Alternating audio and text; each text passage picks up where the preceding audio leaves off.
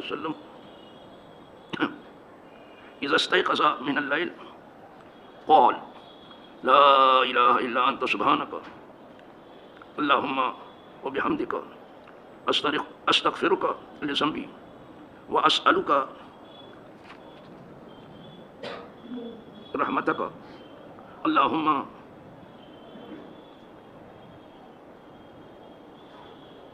زدنی علما ولا تزغ انی بعد اذ ہدیتنی وہب لی من لدنک رحمۃ انک انت الوہاب رواہ ابو داؤد شریف کی حدیث ہے. آپ وہ دعائیں سن رہے ہیں جو حضور رات کو سوتے سوتے جب اٹھ بیٹھتے تھے تو پڑھتے تھے. ابھی وضو بھی نہیں کیا ہے, ابھی کوئی نفل بھی نہیں پڑھا, وہ اٹھتے ہی پڑھنا شروع. اس سے لگتا ہے کہ حضور اپنی امت کو یہ سبق دے رہے ہیں کہ بندہ سراپا دعا ہے. جیسے آپ کھلے دعا شروع کرو اور بندہ خدا سراپا عطا ہے. بندہ مناجات کرتا ہے, دعا کرتا ہے, قدرت عطا کرتی ہے. اور جتنی دعائیں کتاب و سنت میں آئی وہ تیر با ہدف ہیں.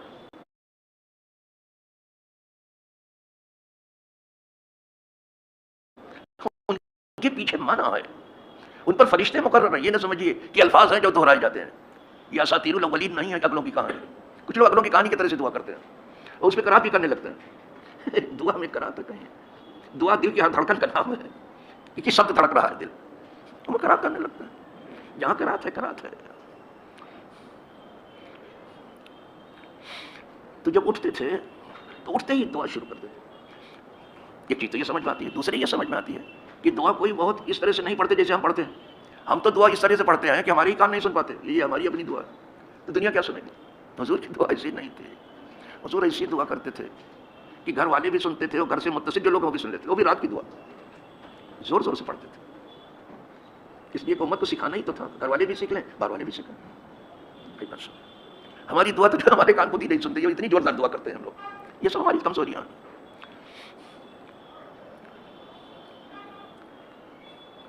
تیسری چیز یہ ہے کہ ہم آپ اس طرح سے ہو گئے ہیں کہ سن لیتے ہیں تو تھوڑا بہت سمجھ بھی لیتے ہیں, لیکن اس کو یاد کر کے دوسروں کو سمجھاتے نہیں ہیں. گھر والیوں کا مزاج یہ تھا, دعا یاد کر لیتی تھی اور پھر صحابہ کو سکھا دیتی کہ حضور ایسی ایسی دعا کرتے ہیں. وہ یاد کر لیتی تھی. یہاں یاد کرنے کی فکر نہیں ہے, نہ دوسروں تک پہنچانے کی فکر ہے. کیا کیسے ہوگا؟ جو سیکھ لیا آپ نے, سیکھ لیا, دوسروں کو کیا پہنچایا آپ نے؟ جس طرح سے سیکھنے کا ثواب ہے اسی طرح سکھانے کا بھی ثواب, اور وہ ثواب زیادہ ہے جو سکھانے کا. اور اب چاہو تو بخاری مسلم سے سن لو جو حدیث ہے, خیرکم من تعلم القرآن وعلمہ. تم میں سب سے اچھا وہ ہے جس نے قرآن سیکھا اور لوگوں کو سکھایا. سکھانے کا ثواب بہت ہے. آپ جب نہ ہوں گے تو جس کو سکھائے وہ تو ہوگا نا, پھر وہ دوسروں کو سکھائے گا تو آپ ہی کا فیض تو چل رہا ہے اس میں. پھر وہ بھی نہ ہوگا تو اس کا شاگرد ہوگا. اس طرح سے چل رہی ہے. اسی لیے کبھی عالم کا ثواب کم نہیں ہوتا ہے. جاہل اس سے معروم ہے. وہ خود سیکھ بھی لیتا تو کسی کو سکھاتا کھاتا نہیں ہے. حضور خاص طور سے یہ فرماتے تھے جب کبھی کوئی تقریر آپ فرماتے ہیں ممبر سے, تو فرماتے ہیں کہ جو یہ لوگ یہاں موجود ہیں یہ بات ان لوگوں تک پہنچا دیں جو یہاں موجود ہیں. بلغوا انی ولو آیا. میری طرف سے وہ پیغام جو میں یہاں سے نشر کر رہا ہوں اس کو دوسروں تک پہنچا دو. سب کو کہہ رہے ہیں. کہا ہم کو کچھ آتا نہیں, کہا ایک آیت تو آتی ہے تو وہی پہنچا دو. ایک آیت بھی اگر آپ کو یاد ہے تو وہی پہنچا, لیکن ٹھیک پہنچانا بابا, نہیں پہنچانے میں پھر کچھ اپنی طرف سے پہنچانا شروع کر دو اور کہتے کہ حضور نے کہا ہے تو یہ تو پاگل ہو جاؤ. پھر تو حضور اس کے لیے بہت سخت فرماتے ہیں. وہ ایک آیت بھی اگر پہنچانے گئے تو ٹھیک یاد ہونی چاہیے. پھر کبھی اس طرح سے فرماتے تھے کہ ربا مبلغ اعلم من سامع.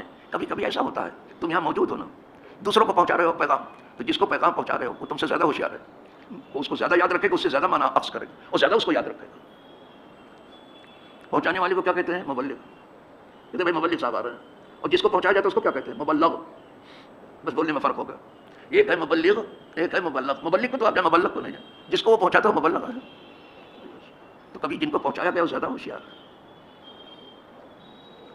اور اس کی مثال دیکھ لیجیے, امام اعظم تک کچھ لوگوں نے پہنچایا نا, لیکن پہنچانے والے کہہ رہے تھے کہ یہ تو یہ شاگرد میرا مجھ سے زیادہ ہوشیار ہے. دیکھو ہمارے شیخ خود ہی کہتے تھے جہاں میں پڑھتا تھا.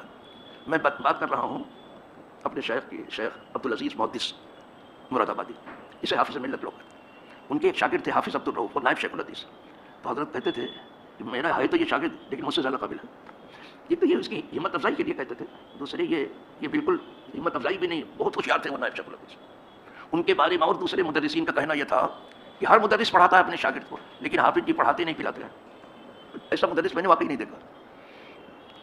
مجھے بہت سارے مدرسین کی خدمت میں زانو ادب طے کرنے کا موقع ملا، لیکن ویسا مدرس میں نے آج تک نہیں دیکھا، شاید نہیں دیکھ سکوں جو حافظ عبدالرف.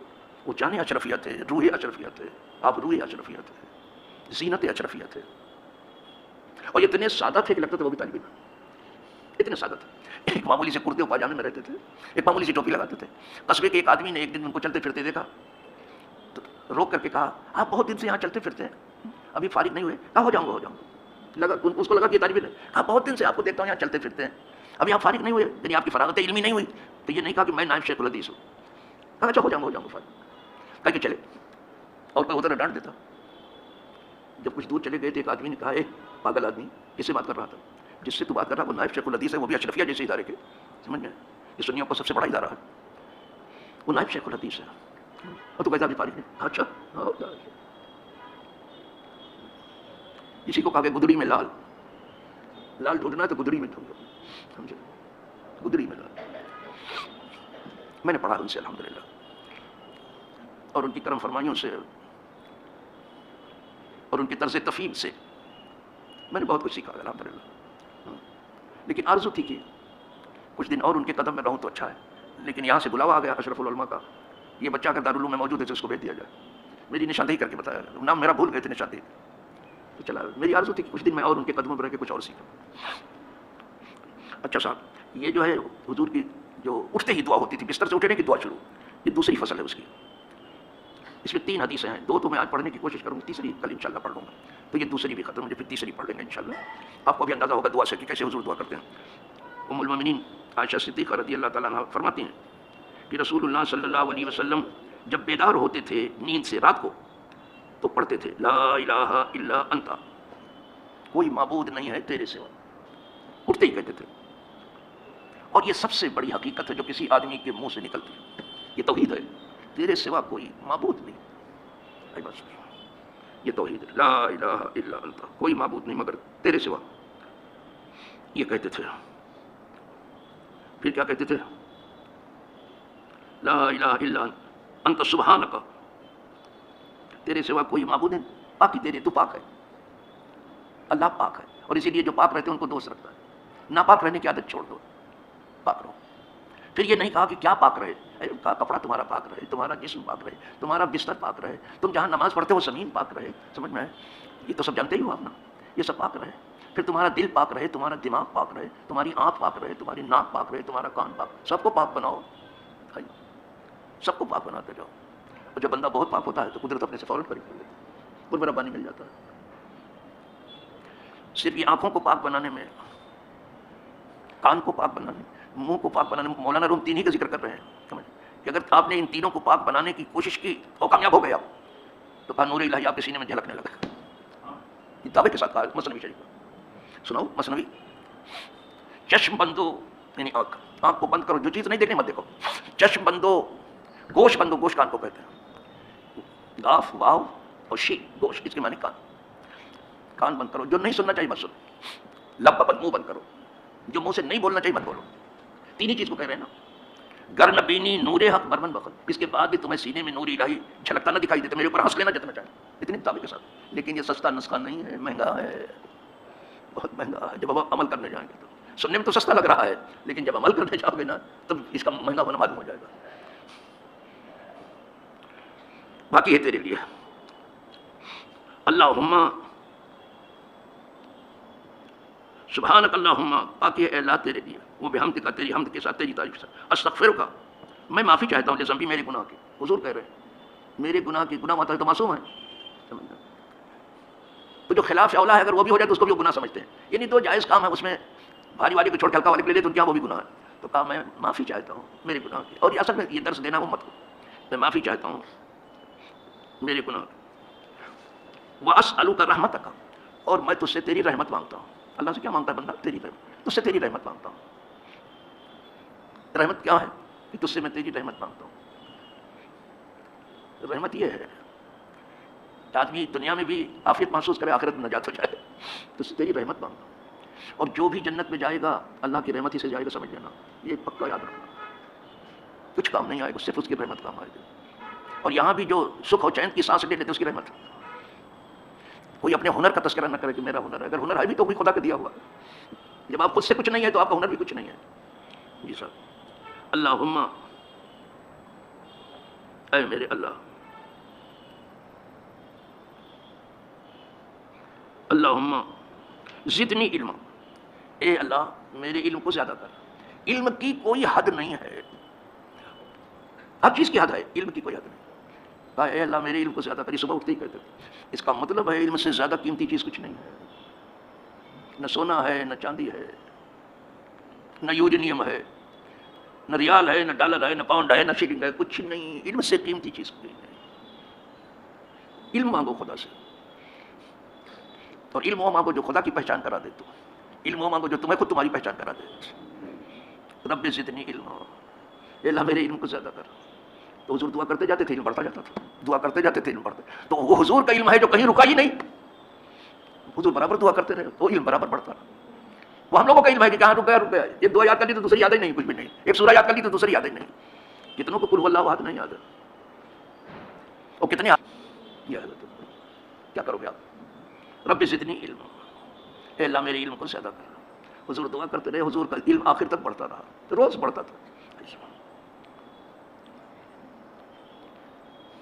ولا تزغ قلبی بعد اذ ہدیتنی، اور میرے دل کو ٹیڑھا نہ کر اس کے بعد کہ تو نے سیدھا کر دیا ہے.